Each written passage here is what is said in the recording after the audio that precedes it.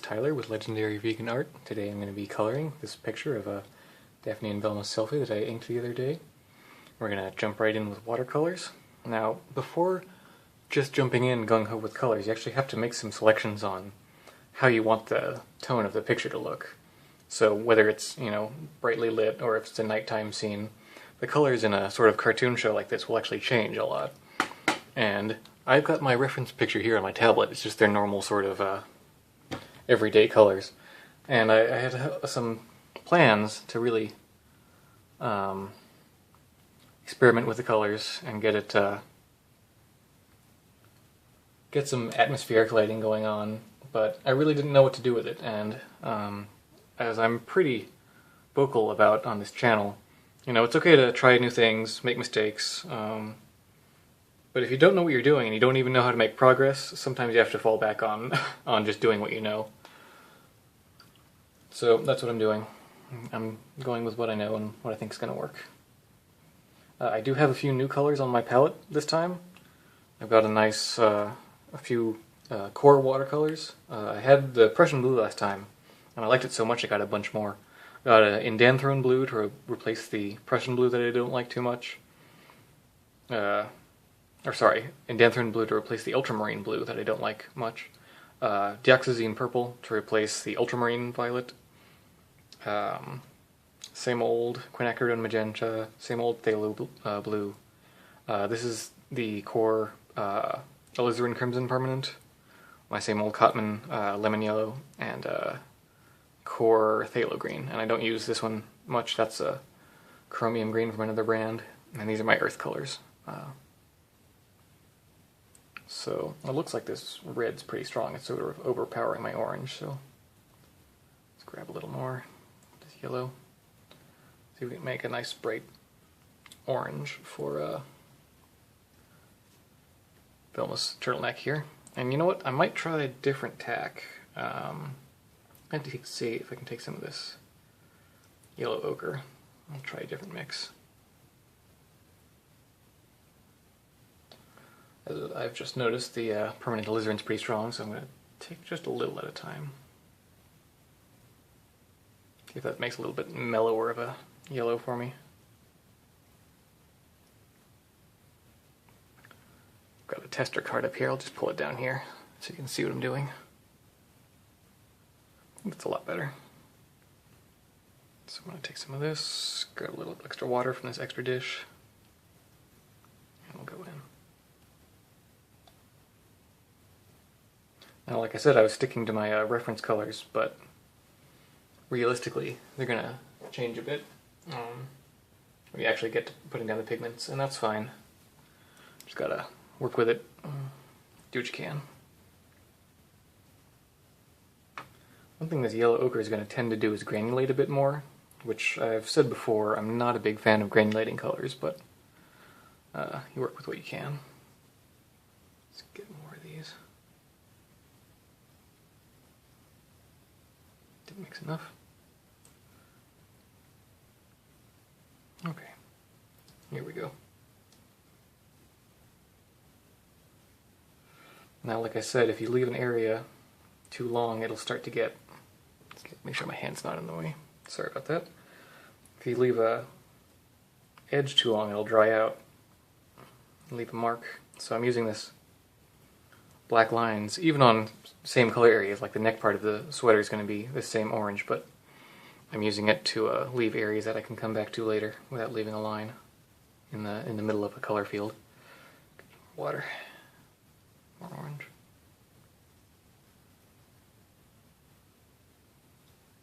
And we will see how it turns out. When I was editing my last video, I was surprised how long it took. It's a very long video, so hopefully I'll get through this one a little quicker. One of the benefits to making videos like this is you can sort of self-monitor, notice your own habits you might not notice in the thick of things. And one thing I have definitely noticed is I kind of manipulate color a lot, fidget around, make little marks like this, and maybe I should try and focus more. I've got this loose hair. Focus more on getting some nice, clean, bigger brush strokes, sort of just getting it done in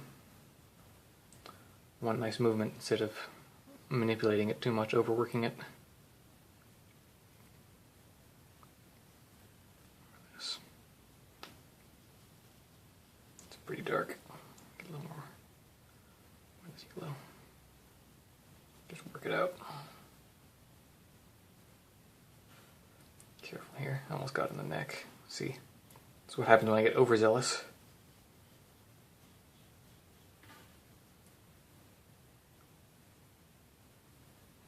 It's too dry because I'm getting these specks of the paper grain showing up. I have to work at a little bit of an awkward angle so I don't cover up my own shot too much. Alright, let's get a little more water and start filling in this area because I've messed with the color a little bit since I've started.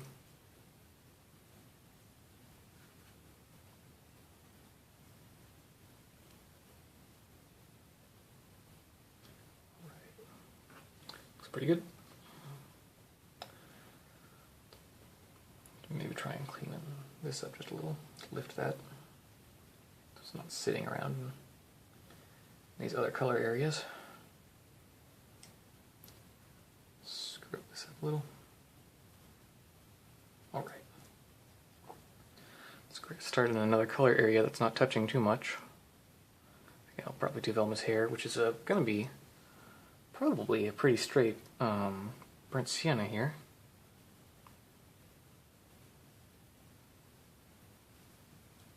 You know, I really like that. Normally you don't get the opportunity to use straight colors too much, but I like how this looks. Here I am forgetting my own advice already. I started in the middle instead of at a definite end. Well, what can you do?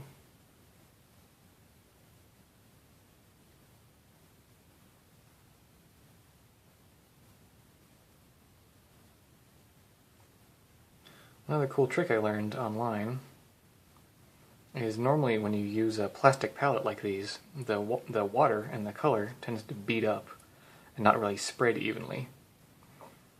And I heard someone on the wet canvas artists forums say that if you take a magic eraser, or if you're me, one of the generic alternatives, you can scratch up the surface a little bit and get a nice sort of slightly rougher surface where your paint will spread a little more evenly. Which is really nice when you're mixing colors. So you can see what you're doing and get a larger area. Some more of this. Touch more water. I'm pretty bad about using these empty pools just for grabbing water, then they get dirty and I have to clean them out. Should probably keep this side clean at least and use these for water, but no one's stopping me.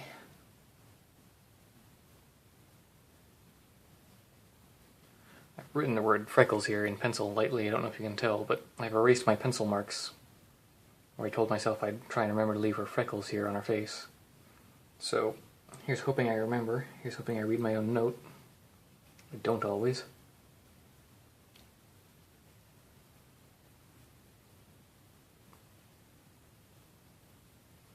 We've always got time to go back and fix it.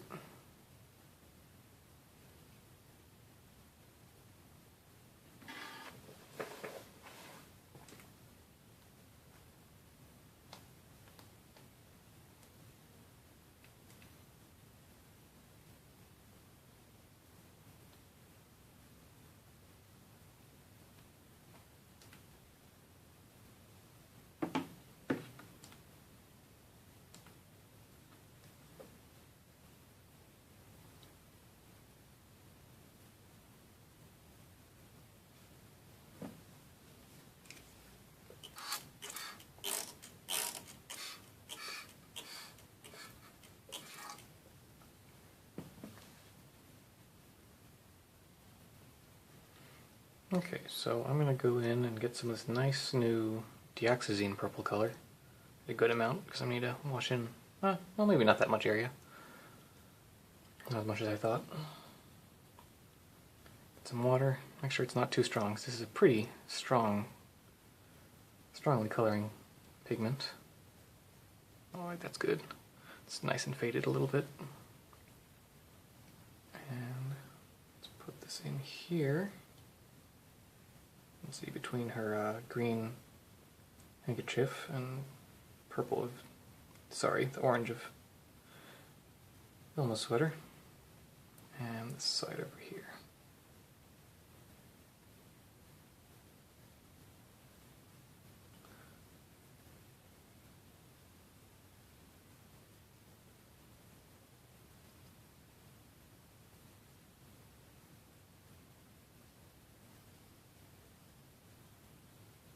There we go.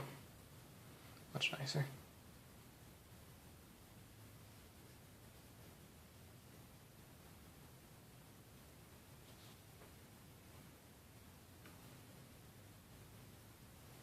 Soak up a little of this, a little too dark in comparison. Not overwork it. Okay, so the purple's pretty wet, so I'm not going to put the green in here just yet. Let's see. I'll probably start working on these skin tones. So let's take a little of this yellow ochre, more water.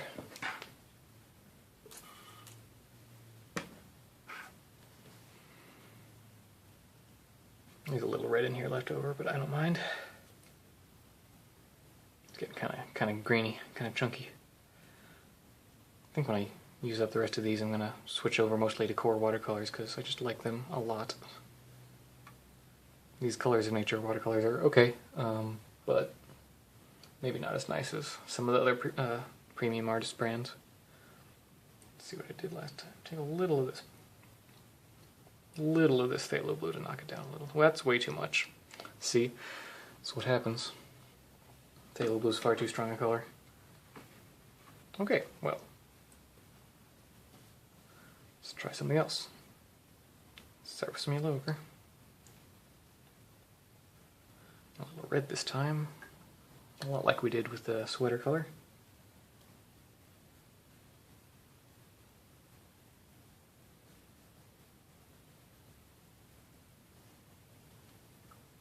Let's pull it down with a little, maybe a little, let's use a little Indanthrone blue.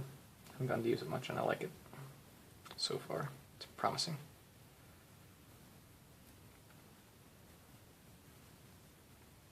Looks pretty good. I hope it's different enough from my sweater color. In the official art, I kind of pump up the skin tones to be looking a little artificial, which, you know, they're going to. But I think we can deal with it. Let it look how it's going to look. Okay, that's a little too grayed out. That's a little too much blue. More of this, all of that. Just mix these together, why not? Liven that up a little.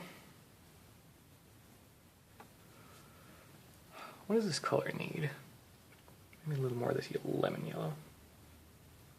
Might help it a bit, yes.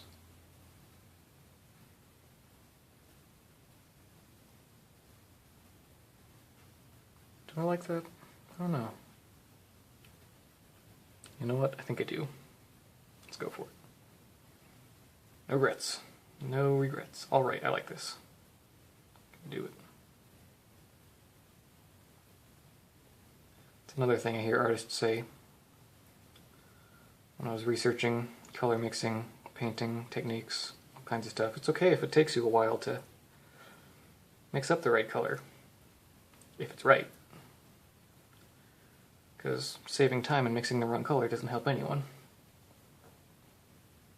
It's good advice. I think that was a Draw Mix Paint, that channel.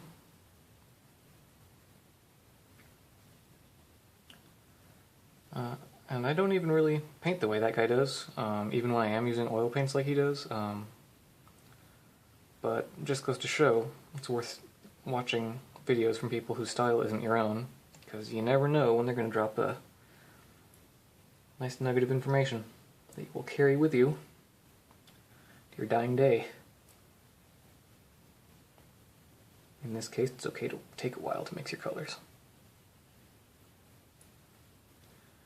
Now, I think Velma and Daphne have slightly different skin tones.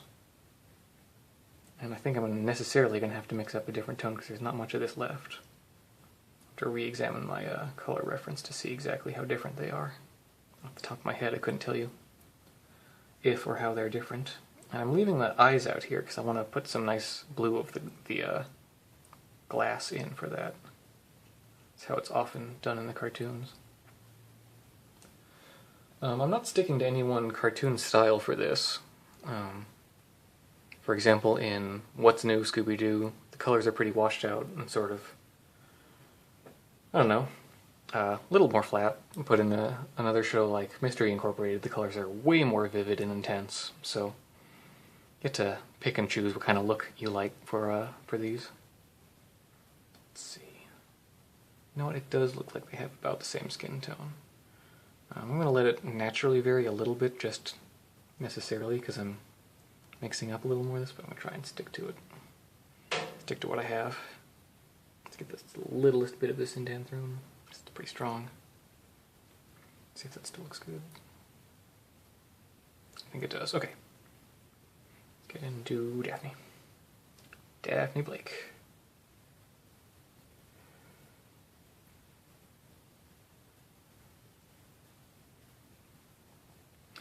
A lot of the adaptations, she's not really given a whites of her eyes.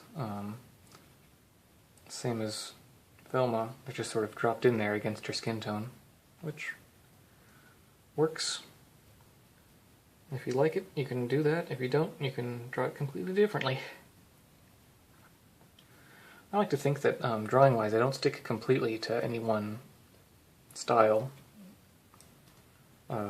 Of any one Scooby adaptation. I think I've kind of worked out a decent personal way of drawing Velma that's still pretty cute. And Daphne's pretty hard to draw. I'm still working on that. But I tend to lean towards a more classic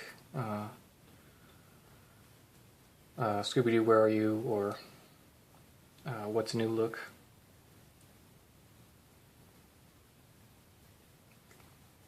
But, again, still up in the air. It's a useful thing, just for visual clarity.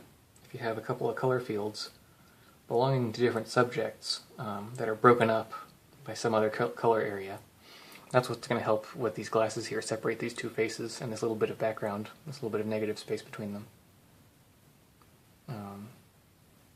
And it's already pretty easy to, keep them apart, but every little trick in the book you can use compositionally to keep things clear and keep them separate is good to keep in mind.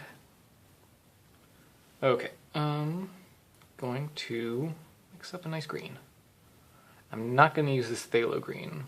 I like to have it on hand, but I almost never use tube greens. As you can tell, this was very, very strong, and just way too much of an artificial sort of acid green to really use even for that lime green of her ascot there. Let's pick up a little Prussian blue. I used this in a mix last time. It worked out pretty well. Hopefully it's not too bright, but you can always water it down a little. Another thing I've learned a lot from watching watercolorists is not to be too compulsive, I guess, about keeping my color wells clean, because you can always fix that up later. Alright, that's good. The watercolor paper I'm using is just a little off-white, so you always want to test to see if there's a different look between your palette and your paper.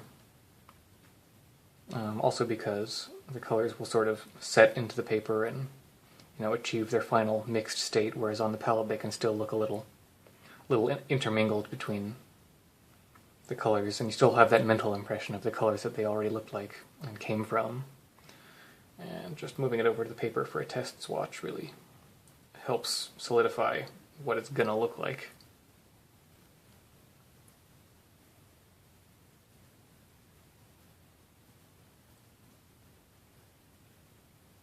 Compared to other watercolorists, especially fine art watercolorists, I'm painting fairly dry. I'm usually painting on a dry surface instead of wet. And I'm painting with colors that aren't all that watery. That's so I can help control a lot more and stay inside the lines, and also to get some pretty strong colors. Other watercolorists you'll see, sometimes wash over the paper or wash over a color area that they're going to fill in and let the colors sort of flow in. And that's nice, but you lose a lot of control that way. And can get a lot of nice spontaneous effects, but I'm not really after that. How are we doing on time? Start and stop again. Okay, so what do we have left? We can do the blue of the glasses, the red of her hair, the lighter purple of her headband here, and the probably darker skin tone for this hand. I want to make it recognizably theirs, but being way up at the lens like this, it might be a bit darker. I'm not sure how I'm going to handle that effect just yet, so I may put it off for a little bit. I think I may drop in color for Daphne's lipstick. Getting a little of this magenta, and something I don't use too often is this Chinese white. I had said in a previous video I don't use white to mix lighter tones much, but as I did just say, I like to use my paint fairly dry. Normally I'd mix a lighter tone just by mixing a lot of water. But if you need precise control, you can keep your thick and also lighten the tone with a little bit of white, so. Some top tricks for you. Well, it's not working that great. Spoke too soon. I can always add a little more later. Keep in mind if I'd used full strength magenta, it would just be shockingly pink. And way too bright for my purposes. See, I don't want to overwork this. I'll just let that dry and come back in a minute. I forget what I was just gonna do for the mouth here. Sometimes people paint it a sort of darkish red or a brown or just leave it black. So I'm gonna cycle through a couple of my reference pictures and see what's a good idea. See what looks good.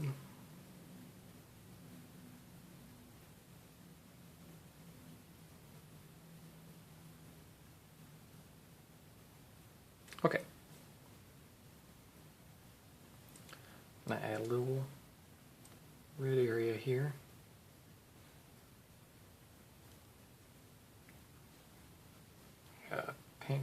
My paper is warping a little bit. I'm gonna add a little sort of red tongue here, let that dry, and fill in the rest with a darker color.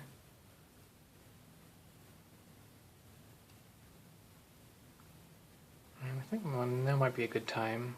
Maybe I'll experiment a little more with this Chinese white to get that lighter lavender color for Daphne's headband. Pick up some purple.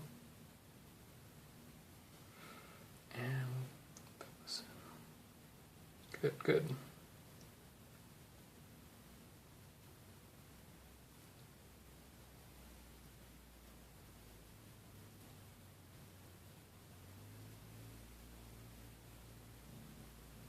Alright, feel good about that. Another technique under my belt.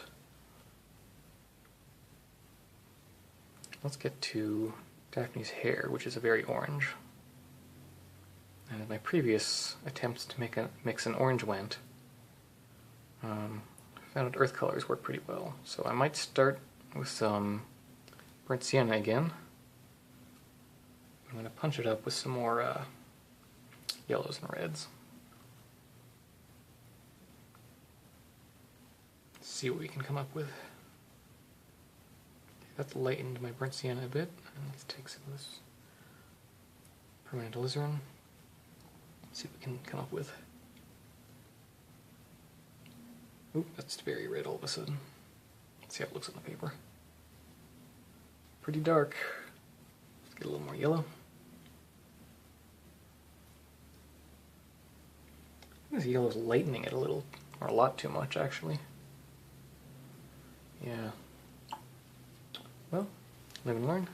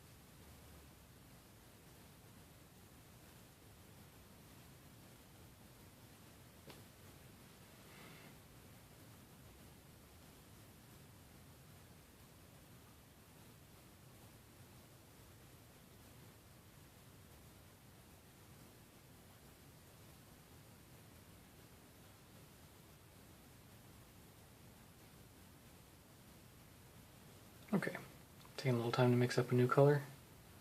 It's more of my lemon yellow and permanent alizarin crimson. I think it's just gonna be orange enough. I'm gonna see how it all shakes out.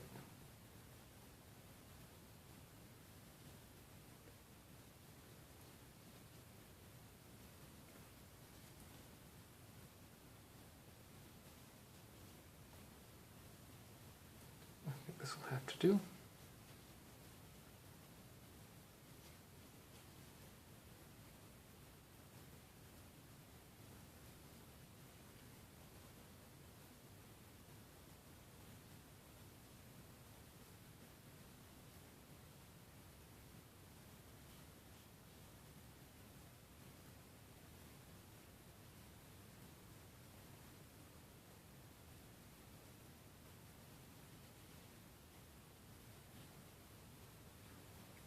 I think you can see here how I've affected the surface quality of the paper just by erasing a lot during the drawing phase. I'm not too worried, but this is how it's going to look.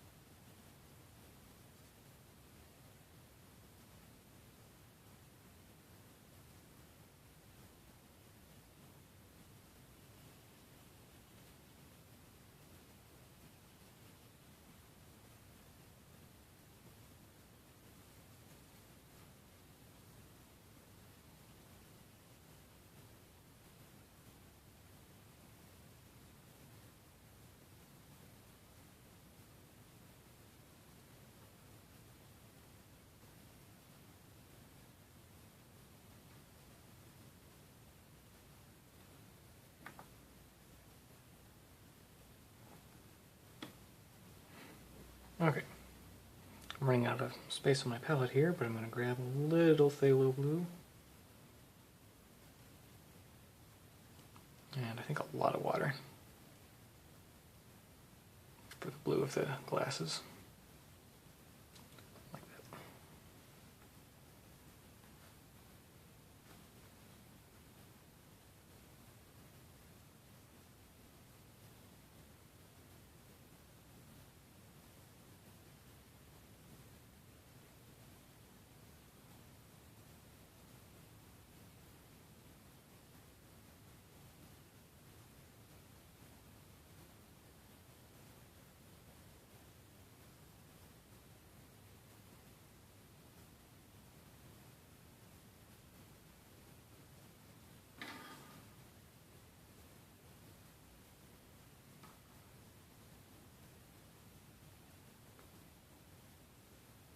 And like I said, I'm just going to go into the mouth area and add a darker color.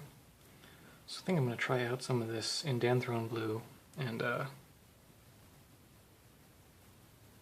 burnt umber to make a black.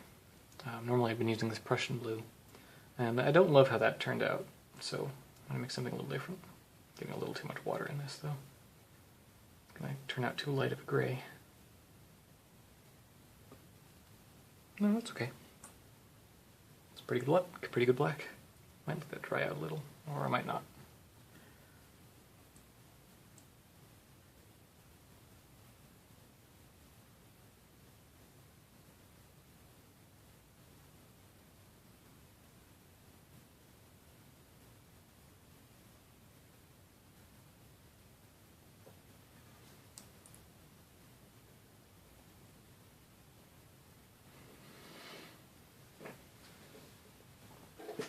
Now the question is what to do for this hand up here, and what to do for the background. So maybe I'll start in making a big mixture of that flesh tone.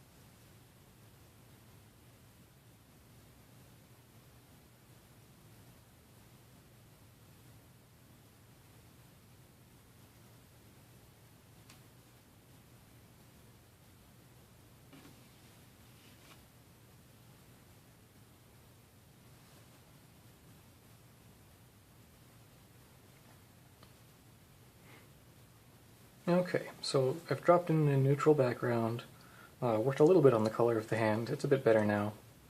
Done a few details. The lips are a little pinker. Freckles are nice and dark. And you know what? I think I'm gonna call it. So it's a good time to sign your name and call it finished. Thanks for watching this latest painting video.